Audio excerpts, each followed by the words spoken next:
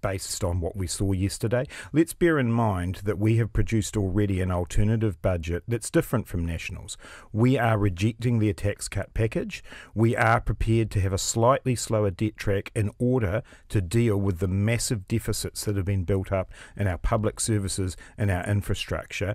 And now we see out of the books yesterday that there is a little bit more money than had been forecast. We'll look at that, use that carefully to make sure that we address the big issues New Zealand's facing. Speaking of taxes, you're able to rule out the hikes in income tax. That's now off the table for the tax working group. But what is still on the table? So that group, which we announced a couple of years ago actually, is about looking at the structure of our tax system. And we don't believe we have a balanced tax system in New Zealand at the moment in terms of how we tax assets.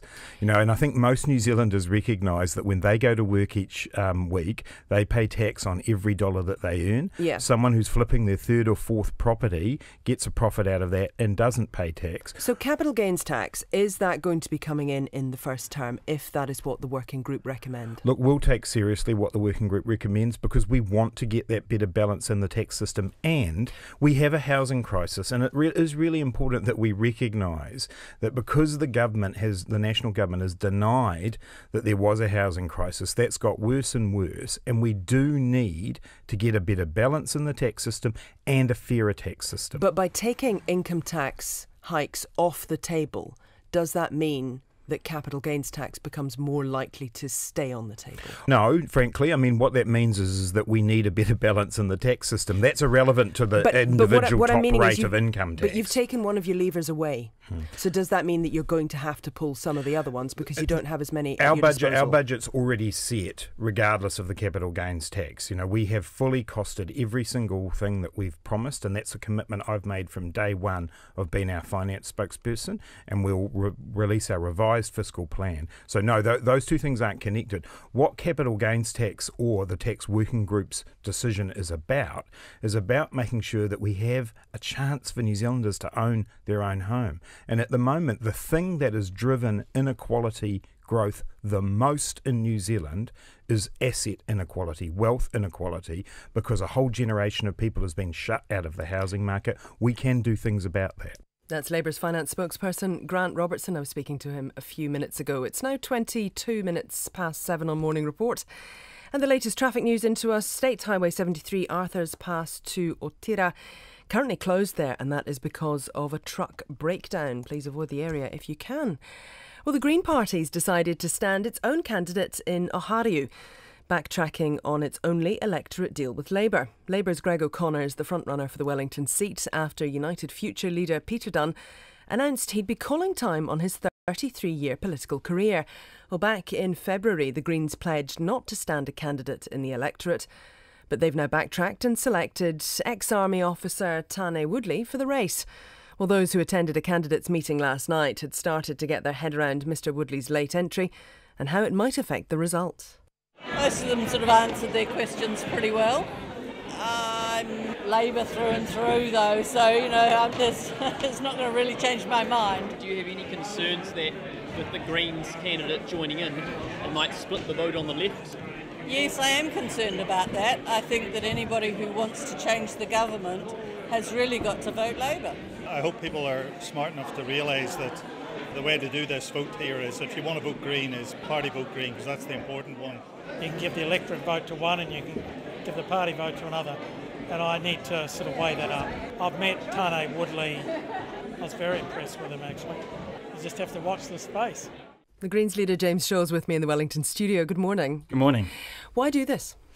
Well, the reason why we decided not to stand Tane in the first place was because we wanted to unseat Peter Dunne, because unusually amongst all the seats in New Zealand, Ohariu was an overhang seat that counted for National. So if you want to change the government, it was really important for for us to beat Peter. Now, Peter's decided not to stand at this election, and so we're now just treating Ohariu like every other seat in the country. But if your mission is to change the government, is this actually going to help?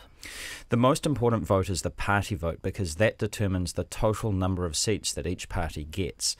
And so who wins each individual electorate actually doesn't matter, except in Ohariu. Up until Peter decided not to stand at this election. So the most important vote is the party vote. When did you tell Labour you were going to do this? Last night. And when was that, before it became public? Yes. How far before it became public? I think an hour or two. Does standing a candidate give a better chance to Greg O'Connor, do you think, to win that seat or not? Look, Greg's running a really strong campaign, and if you look at the polls that actually ultimately determined Peter Dunn's decision not to stand, he was enormously ahead. The thing about our candidates, not just in Oharu but all over the country, is that we know that there's a correlation between standing a strong local candidate and the party vote. And so it is important for every party, I think, to be able to drive up the party vote by having good people on the ground. But what's the campaign you're running? Do you actually want your candidate to win? What we're saying for all of our candidates, with the one exception is Nelson, of course, where Matt Laurie has a real chance of unseating Nick Smith, is that all of our candidates are saying everywhere the most important vote is the party vote. If you'd like to vote for me and for me to represent your electorate, that's great, but the most important vote is the party vote. There seems to be a little bit of confusion around this, though, because there is a possibility in Oharu that you could actually split the vote on the left, and that would benefit National, wouldn't it? Well, that argument applies in a number of seats all over the country. And what we know is that Labour and the Greens need to increase the number of party votes that we get. The best way to do that is to have strong local candidates. That's why everywhere we're standing good local candidates, and both Labour Party are doing that and the Green Party are doing that. Has this decision also been taken because you've got a bit of a problem with the person that Labour has selected for that particular seat? The Greens always seem to be a bit uncomfortable with Greg O'Connor. No, it's simply because we wanted to have a good local candidate who increases our chances of increasing our party vote, and that argument applies everywhere in the country. Is it also a way to attempt to win a seat, with the current polling at 4% for the Greens, to try to keep yourself in Parliament? No, it's not. We don't think that we need that. We also do think that we've got a real chance of winning Nelson, and we've been really clear about that for pretty much the whole year. I think Matt Laurie there is certainly the candidate with the greatest chance of unseating Nick Smith. But the reason we want to do that is because we want to beat Nick Smith. Does this, though, with Labour entering someone into this race at this stage, really rip up the Memorandum of Understanding? No, not in the slightest. And the Memorandum of Understanding is an agreement between two parties to work together to change the government. It doesn't seem to be a lot of working together going on at the moment, though. Neither of you seem to be actually giving much ground, and in some ways you could say that people are rather spiking other people on this one. I disagree with that analysis. I mean, I think there are only two parties that have said that they are wanting to change the government. That is the Labour Party and the Green Party, and that if you vote for those two parties, we are the parties of change. And, we've been really clear about that for about the last 18 months or so. In terms of the support, though, that has been given, it would seem that Labour, perhaps over the issue of Metiria Ture, were not particularly supporting the Greens, particularly under Jacinda Ardern. And it would seem now that you're doing something that may well hurt the Labour candidate. So how exactly is this supporting each other? Well, like I said, that the same argument applies in seats all over the country. Our obligation... But this one's a different seat because you did decide to step back from this one, so it's not quite the same. Well, we decided to step back in order to beat Peter Dunn. Now, Peter has decided not to stand at this election, so the conditions have changed. You know what's the old saying? When the facts change, I change my mind. The facts have changed in Oharu. Peter's no longer standing there, so the rationale for us not standing there has changed.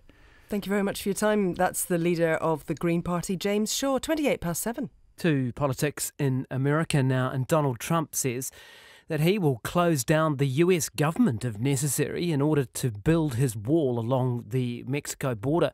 The president told